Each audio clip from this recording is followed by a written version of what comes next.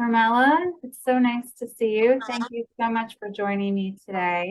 We're excited to share your story with the Christian Herder Society.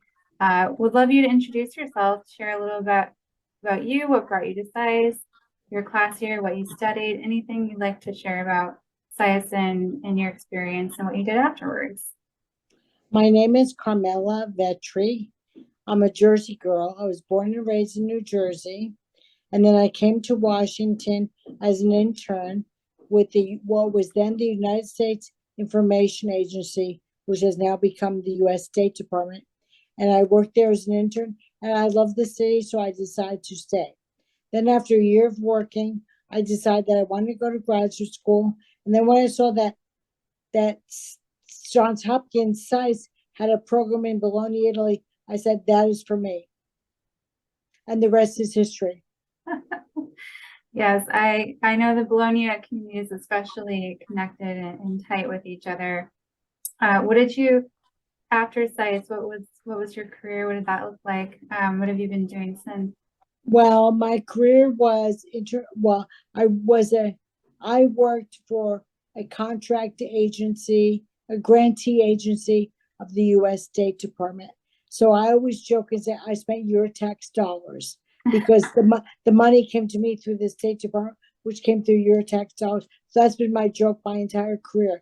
I spend your tax dollars. That's a conversation started by all means. Anyway, and what I did was I managed grants with the U.S. government to bring students from former Soviet countries to the United States to spend a year with a family, an American family, and go to an American high school. Wow, that sounds like a very interesting job. Yeah, so the other thing I say is that I changed lives. That's amazing. Well, it sounds like there's a very good connection to your SAIS experience and what you did after. So that's great to hear. How have you been staying engaged with the school as an alumnus? Well, our class was very lucky. We just all love each other so much. We're like one big happy family. And next month, we'll be celebrating our 40th anniversary, our 40th reunion. And that will be a really, really, really big deal. And we're aiming to achieve our $1 million goal for our endowed fellowship for leaders in emerging and advancing democracies, the LEAD Fellowship. Wonderful. Yeah. And I understand that your class had started that at your 20th reunion, actually. At our 20th reunion, we're brainstorming. We said, let's start it. And it's taking off, and we're $58,000 from $1 million. That's amazing. Congratulations. I understand that's if you hit that goal, you'll be the first class to endow a fellowship at $1 million. So that's really that's why my goal is to get to $1 million by April 28th. April 28th. Okay.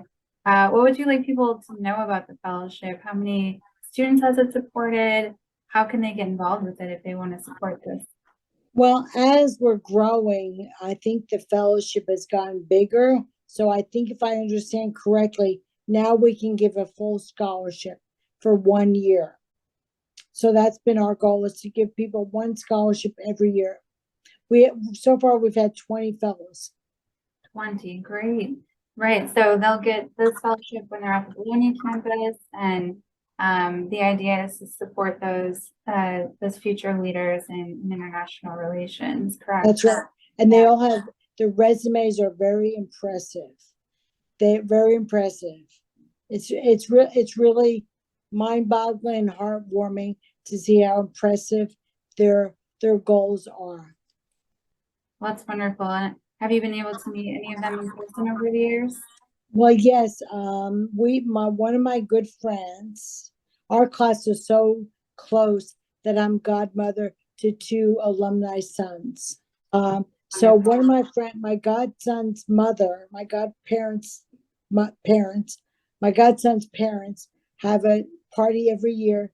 We bring everybody to get all the local alumni from my class to her house. And we also invite alumni from the LEAD Fellowship that live in DC We're a fundraiser here at her house every year. That's great. What inspired you to personally invest your philanthropy and time into this effort? Why do you feel it's important? Well, to me, it's important. Well, first of all, I have no heirs. I have no children, no spouse. So I would like to leave my money where it will make a difference. So when I'm gone, a fair amount of my estate will go to Johns Hopkins, the SAIS Lead Fellowship. And I encourage all people to do that. If they just like 1 or 2%, doesn't need to be a lot, just a very small percentage of your estate to Johns Hopkins, SAIS, your fellowship, my fellowship. If you want to contribute to my fellowship, that would help us get to $1 million. We would be very grateful.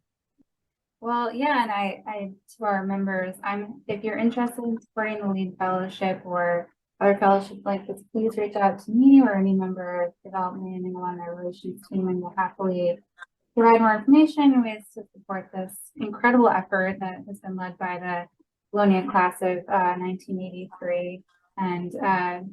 But certainly can be other classes outside of that support this fellowship as well. So we're very excited for you all.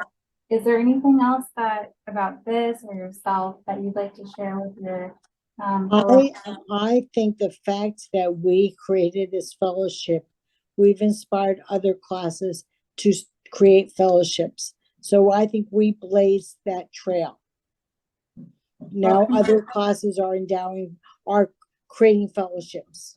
Ours is a big one. We're going to reach $1 million soon. I hope you can help. And I would encourage other classes to do the same thing and endow a fellowship or give some money to help other students. Well, thank you for that. And congratulations to you and your class and everyone that's been really Thank you, Anna. Thank you.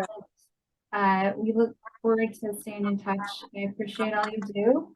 And thank you for taking the time to talk to me today. Thank you, Anna, very much. I appreciate that.